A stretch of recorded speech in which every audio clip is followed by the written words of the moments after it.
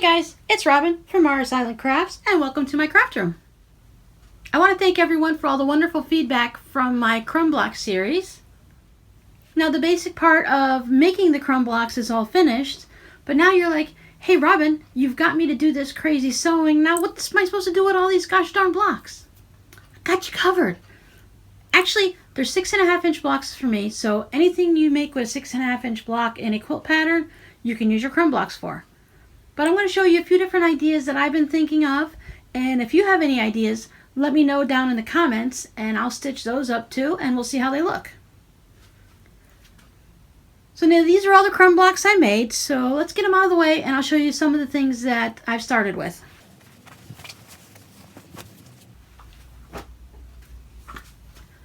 This is going to be like crumb block series part B. Now that we've made them, we have to figure out what to do with them.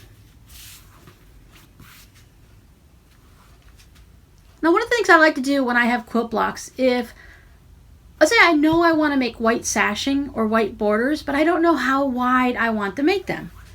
So I take them and I lay them out on a piece of the fabric that I would like to use, and I get out my little ruler and I say, okay, I want these to be 2 inches apart. So if I have 2 inch wide sashing, which you know you cut at 2.5 inches, so I just put my blocks down. And then I take a look at it and I decide, hey, do I like that? Or do I want my sashing a little narrower? Or do I want it a little wider? So that's one of the easy ways to figure it out. I don't have any of those fancy things where you have the EQ and you can put pictures in, and I don't want to mess with like Photoshop and all that. I kind of want to just touch it and see. So I just lay it down and then I decide how wide I want to cut it before I start cutting my fabric. Because even though if we cut it wrong, we can use that in our scraps for something else. If you don't have enough, you'll have to go back to the store and buy more. And of course, you know, fabric costs money. So let's see if we can check things out a little bit before we start cutting into it. So that's one of those sneaky little ways to test it out. Today I just want to show you a couple examples of what they look like in a very simple format. I will be bringing up other videos where we might need to have a little bit longer discussion and show you how to make the different pieces, but for now we're going to go simple. I just took 4 of my blocks. I made sure they were the blocks that didn't have any of the large strips on it like I used, just in case you decided you're not going to use any of those. So basically now if you take your 4 6.5 inch blocks and you stitch them together, theoretically you'll have a 12.5 inch block to work with. Now we all know theoretically I don't make my quarter seams proper. Well, look at that. So even I got it, sorry about the light, even I've gotten it so that my block is 12.5 inches perfect. Woohoo! Anyways, so if you just stitch them all together like this, you have a big 12.5 inch block. Now you can, like I showed you at the beginning, leave them individually at 6.5 inches, or you can stitch them into 12.5 inch blocks and then put sashing or border around it, or just stitch them all together in groups. If I were making this into a quilt, I might want to do my sets of 4, make a whole bunch of 12.5 inch blocks based on my size quilt that I want, and then maybe put 4 or 5 across and then make my rows. It might be easier instead of sewing a whole bunch of 6.5 inch this way in rows or columns. I find for me it's easier to sew into a larger block and then make these blocks into next set. Like if I were to make a whole bunch of if I wanted to make use a bunch of 2.5 inch squares, I would make a 16 patch instead of make 4 patches. It works easier for my mind. So this is what it looks like if we put it all together. And I really do like this scrappiness. Now imagine if you had better scraps than me and like this was all blue and this was yellow and this was green and that was orange. You could have a nice color theory quilt. Well, let's say you decided to use some of the solid strips along the edges.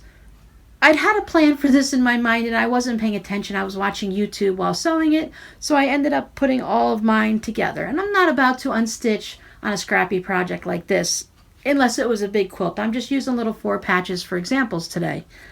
So you could put them all this way and then you can alternate your blocks. You can either have them all in rows or all in columns, or alternate them one way and the other. So if you ended up using a lot of one color because you had to either get into your bigger scraps or you had a lot of the strips, that's one of the options there. But if you paid attention to what you were doing, this is what I was going for, one of those like whirligig things. I went ahead and I used my blue polka dots and I stitched them. So this is one square, of course, and then I rotated it and I just kept rotating it around so they were in all different sections. But as you're going through your process of making them, you might want to keep that in mind. Even if take all your crumb blocks to 6.5 inches, you can always still add a larger border around one side or two sides so you can make a planned design like this. It might be one of those things where it's good to use some colored pencils, crayons or markers, and some graph paper. That's the word, you know, with all the little squares. Color in some graph paper and see how you want your design to go. And then even if you have to purchase fabric to add these designs to it, you can specifically get the colors and the design you want. You may not want to use something as vibrant and powerful with a design. You might want to use a solid or maybe one of those marbled colors. But back to the adding the white borders, or the white sashing I should say.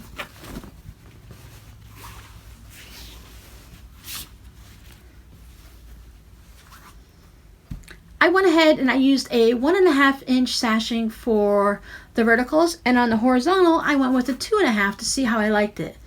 Now remember, you're going to lose a 1/2 inch seam allowance, 1/4 inch on each side, so these come out to 1 inches and these are 2 inches wide. I really kind of like the narrow one. This one seems to take away a lot from the blocks. It might be different if maybe I used a solid fabric, maybe a black or a bright colored, maybe a nice bright yellow or something, but with just a white, I really like it to be narrower like this.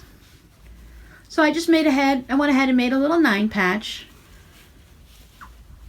They don't seem, it's all about perspective, because even though this is the same thing, I just turned it sideways, it doesn't look as large when it's on the longitude side, because I guess because it lengthens it more.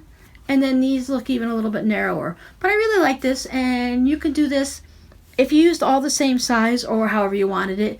If you use all white on this one and you have like a tic-tac-toe board, you can make another 9 patch and make it all blue. So you're using up more scraps and not having to buy too much yardage, or even just maybe some fat quarters. And then you'll have a lot more color to your quilt.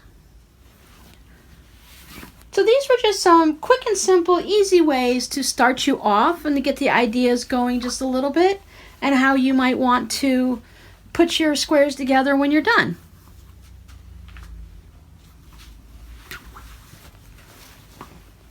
I really thought I was going to like the different sashing, but I think I kind of like to have this little 4 patch just like this is a 12-inch block, so that might be a good idea.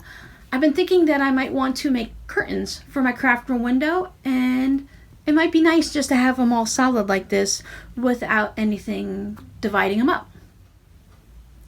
Now I have several other ideas. We're going to be talking, we're going to talk half square triangles, we're going to talk string blocks, we're going to talk making some of them wonky.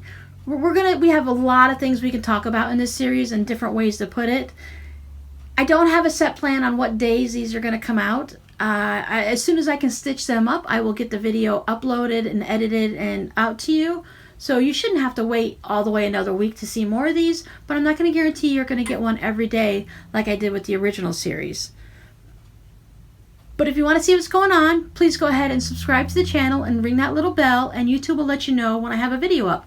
Because as it stands right now, it's going to be like a present. It's a bonus surprise to you. Whenever you pop YouTube on, you'll be like, oh, Robin's got a video, so let's go watch it. Or maybe you'll see it the next day.